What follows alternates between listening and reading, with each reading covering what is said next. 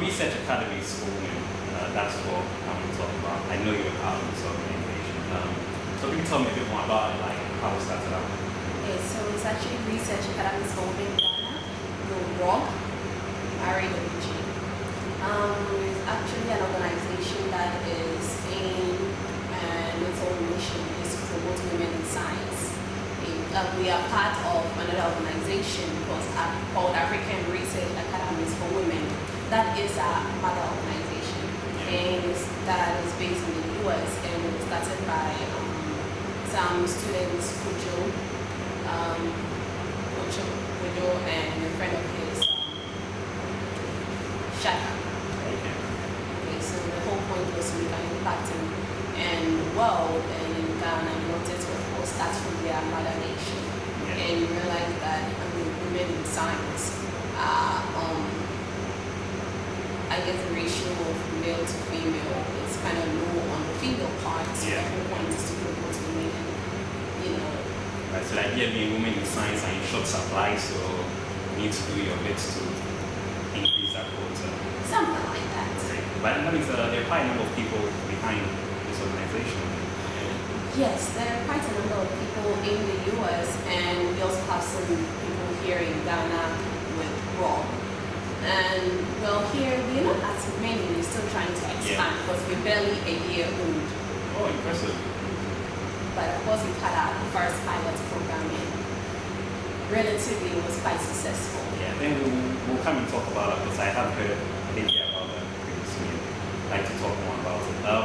So the aim is to obviously get more women in science. So science, technology, engineering, mathematics, anything in that field. Okay. How does the organization plan on going about this? What's the sort of like action plan? Well, we started out first of all with an internship program. So we thought that if we provide more opportunities for women to learn about science, do research, know the processes, it will be helpful because it gives you hands-on experience, and then later on if you want to specialize in a particular area, you already have had the experience. We also wanted to provide mentorship program to help these young ladies to have a clear path, to have mentors who direct them on the way to go, and then also for them to know that people who have actually succeeded in these fields, so it's not beyond them, it's quite achieved. You personally, do you think that's quite important, having this whole mentor-mentee setup? It is, because in other parts of the world and in other schools and colleges, there are these programs where you get assigned to someone. It could just be, a student just as yourself, but someone who's at a higher level. And it someone who's already gone through the process, and it makes it easier for you because the person will tell you do this or do that. That's fine. Okay, that's great. You said it's barely a year, but you've already had one internship program done. What was that like? How does the internship program work? It was fun. Of course, a lot of work, but it was really good to just experience that and get an opportunity to work with other females. What we did initially was we got in contact with some of the scientists and teaching around institutes. That was where we started from. And Professor Ben Jan was one of the main coordinators who helped us facilitate that. Yeah. So we spoke to him, and they were quite welcoming and supporting us with that. And then we ended up working with women in biomedicine. So they provided mentors, female mentors for us, and they, facilitated the whole process. So they were very supportive. Very, very. Gucci and Gucci.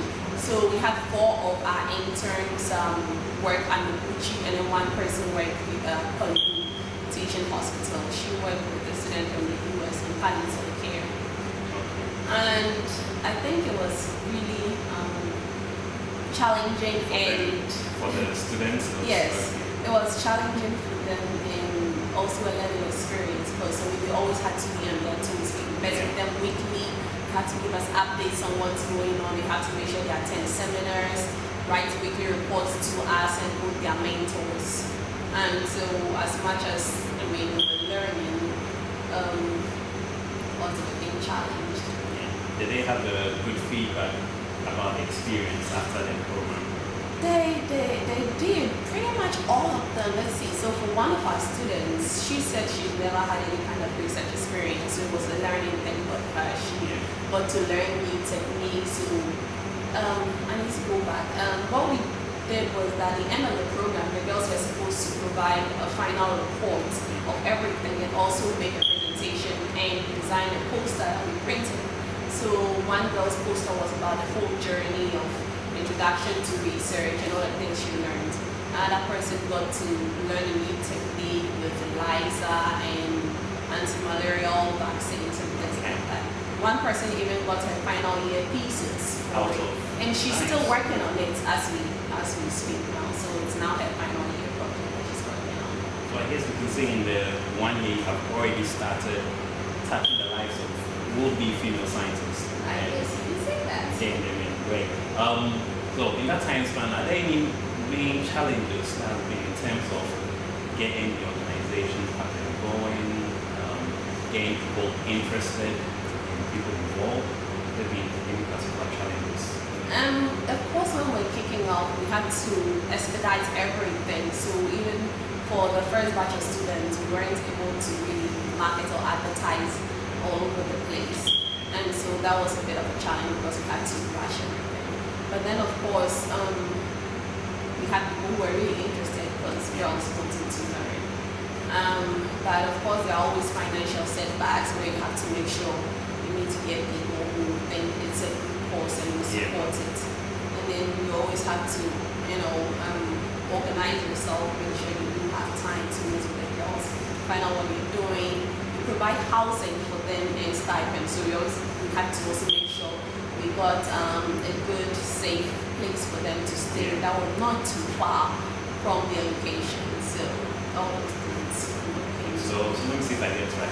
How long is the internship program? It's an 8-week program. So for 8 weeks, you provide a stipend for these girls, accommodation, research experience, and we also provide just something to where whichever institution just to I guess buy a little bit of their resources that they use. Okay. So if they need, so you cover some of their research costs. Of course, not a lot because those things are really expensive. But it's a little bit. That's why I said they were really supportive of us because the kind of thing the girls we use, we are so new, we don't even have that much money to provide for them. So.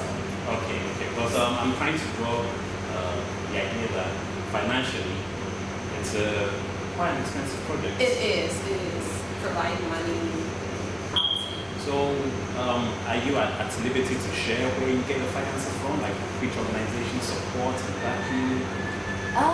Last year we had we had a donor, Ms. Violet in the US, who was really upcoming, so she provided the majority of the funding that we had. We also had some churches that provided some funding to support us. And this year, hopefully, we will have more funding. We're in contact with Stanley Bank and we're willing to provide us some funding for the project. So hopefully, we have more organizations and companies interested in supporting us. That's great. So this year it's happening again over there. I did see you had an advert out, which actually ends on the 8th of May. Yes. So today is the deadline for applications. We've had lots of people applying in, so now we're going to be placing them. But yes, the program is coming on again this year. It's going to be starting somewhere in June and end of July, first week in August. That's when undergraduates are on break. Okay, so considering that this is going to be a video app worldwide and any number of people who are watching this, if you have something to say to a potential sponsor or donor out there, what would you say to convince them to come and support RAWG? RAWG. Yes. Well, I say that if you think educating the women who think that research in the various sciences is a good step to help develop our nation. If you think having our women in the sciences to join the working force is something beneficial, then please do support us. You can support us in any way. You can even provide a place where we can have our interns come to work. You can just provide t-shirts for our girls. You can provide transportation or cash, of course. But the whole thing is we want to educate our women and we want to educate the next generation of future leaders. And we think this could be a step in the right direction. Okay, that's great.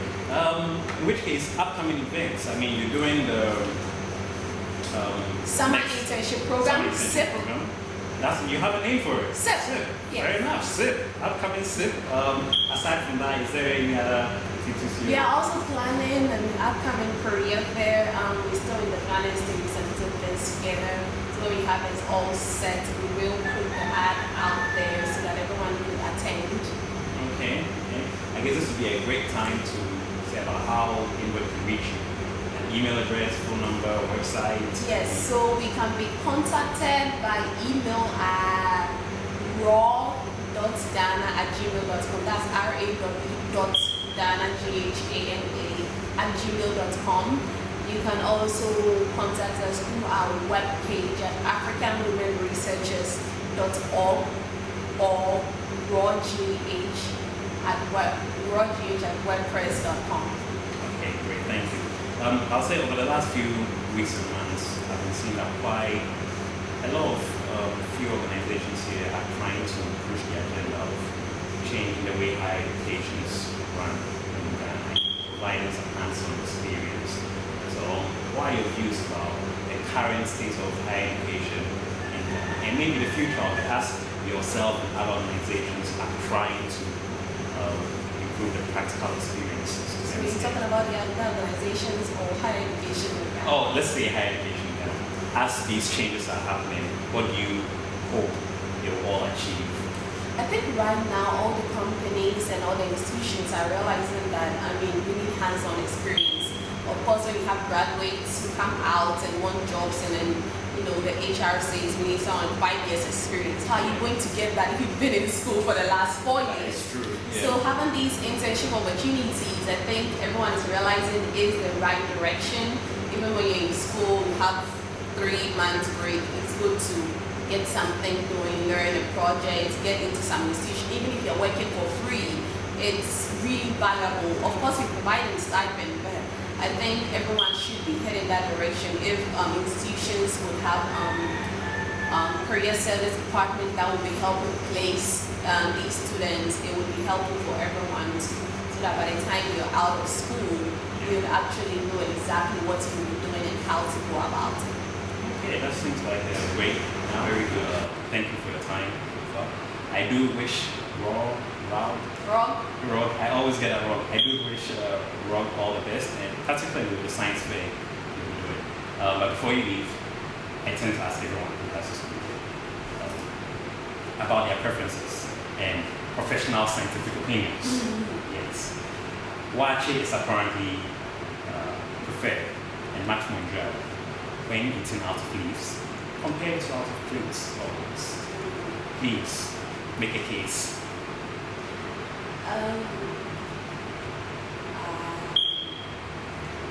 Not much of a watching point. However, I do think from memory that out of leaves actually tastes better. Now, of course, I don't have any kind of scientific evidence to support that. So, I can't say definitely for sure, but I think so. At least that's what I also hear from most people. I always want to eat from the leaves. And of course, if people want to go buy ones from the roadside, you don't want to watch it cook at home. You want to go buy from the roadside, which of course is unpractical. But it somehow works better. So no, you are not allowed to have watching restaurants and plates. It has to be from roadside leaves. I have a proposition. I think you should get one of your students. Really, the next session of internships, get someone to actually sit down and design a research program and answer the question once and for all, scientifically. Maybe if we do have someone who's interested in nutrition and food science, maybe we can put something together because you always want to go by student interest. That is great. Well, thank you so much for your time. It's been great meeting you. I do look forward to the findings of this research. If it doesn't happen, myself and many people will be disappointed. So just keep hoping that we get someone who, selects who will someone be interested in. I may find one. I may find such a person. Okay, then we will definitely contact you when we get someone. Great. Thank you so much, Harriet. It's been a pleasure. Welcome.